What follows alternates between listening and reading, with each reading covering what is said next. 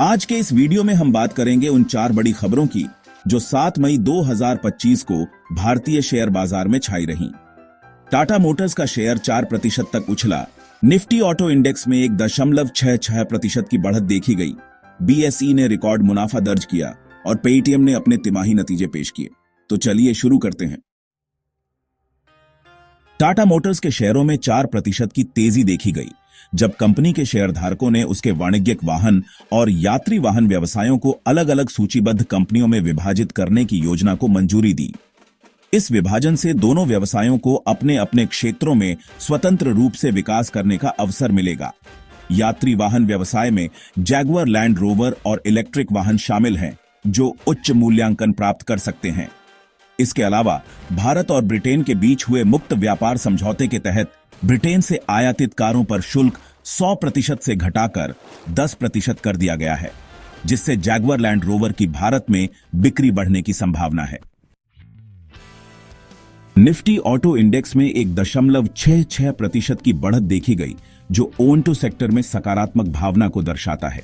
हालांकि अप्रैल 2025 में अधिकांश प्रमुख भारतीय कार निर्माताओं की बिक्री में गिरावट आई, लेकिन महिंद्रा एंड महिंद्रा ने अपने XUV 300 और थार SUVs की मजबूत मांग के कारण 28% की वृद्धि दर्ज की।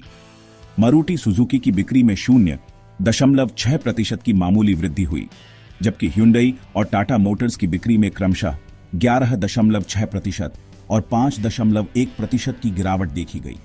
लंबी अवधि में SUVs और इलेक्ट्रिक वाहनों की मांग में वृद्धि और सरकारी समर्थन से ओंटो सेक्टर में सकारात्मक रुझान बने रहने की उम्मीद है।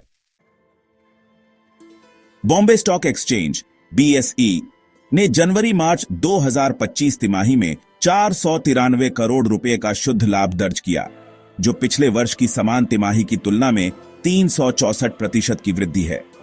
कंपनी की संचालन से आय 75% बढ़कर 847 करोड़ रुपए हो गई।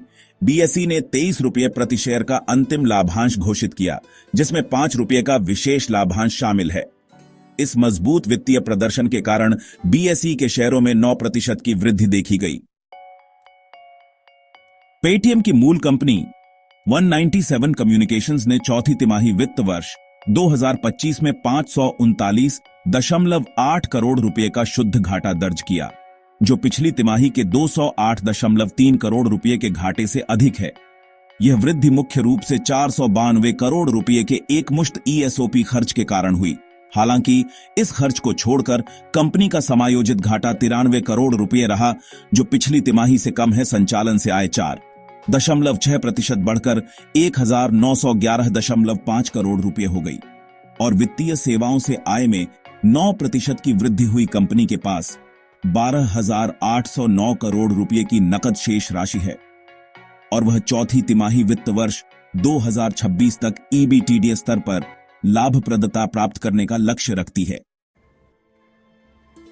तो दोस्तों, ये थीं 7 मई 2025 की 4 प्रमुख शेयर बाजार से जुड़ी खबरें। टाटा मोटर्स की विभाजन योजना और Bharat UK FTA, onto sector की प्रदर्शन, BSE के रिकॉर्ड मुनाफे और पेटीएम के तिमाही नतीजों ने बाजार में हलचल मचा दी। इन घटनाओं से निवेशकों को क्या संकेत मिलते हैं, यह समय बताएगा। Thanks for watching. Don't forget to subscribe and join our community. Link in bio.